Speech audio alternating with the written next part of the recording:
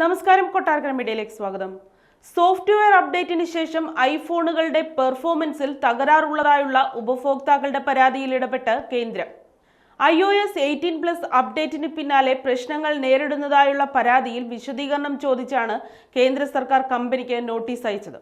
Performance പ്രശ്നം കാണിച്ച് കേന്ദ്ര ഉപഭോക്തൃ സംരക്ഷാ അതോറിറ്റിയാണ് ആപ്പിളിന് നോട്ടീസ് അയച്ചതെന്ന് ഉപഭോക്തൃകാര്യ മന്ത്രി പ്രഹ്ലാദ് ജോഷി അറിയിച്ചു. ഇത് സംബന്ധിച്ച വിവരം അദ്ദേഹം തന്നെയാണ് എക്സിലൂടെ പുറത്തുവിട്ടത്.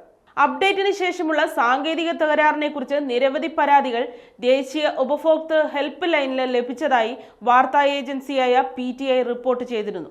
ഇന്ത്യൻ വിപണിയിൽ ഐഫോൺ അതിന്റെ കുതിപ്പ് തുടർന്നുകൊണ്ടിരിക്കുന്ന സമയത്താണ് കമ്പനി ഇങ്ങനെയൊരു തിരിച്ചടി നേരിടുന്നത്. ഇത് ആദ്യമായല്ല ആപ്പിളിനെതിരെ പരാതി ഉയരുന്നത്. സോഫ്റ്റ്വെയർ അപ്ഡേഷനുമായി ബന്ധപ്പെട്ട് സമൂഹ മാധ്യമങ്ങളിൽ ഉൾപ്പെടെ വളരെ മുമ്പ് തന്നെ പരാതികൾ ഉയർന്നിട്ടുണ്ട്. അത്തരമൊരു സാഹചര്യത്തിലാണ് കേന്ദ്രം ഇടപെടൽ നടത്തിയിരിക്കുന്നത്. പുതിയ സോഫ്റ്റ്വെയർ അപ്ഡേറ്റിലെ പിഴവുകൾ ഡാറ്റ ചോരുന്നതിനും ഹാക്ക് ചെയ്യപ്പെടുന്നതിനും കാരണമാകുമെന്ന് കാണിച്ച് കഴിഞ്ഞ വർഷവും കേന്ദ്ര സർക്കാർ ആപ്പിൾ ഉപയോക്താക്കൾക്ക് നിർദ്ദേശം നൽകിയിരുന്നു. iOSന്റെയും iPadOSന്റെയും വിവിധ വേർഷനുകളിലും പ്രശ്നമുള്ളതായി 2024 രണ്ടുവട്ടം Indian computer agency response team മുന്നറിയിപ്പ് നൽകിയിരുന്നു.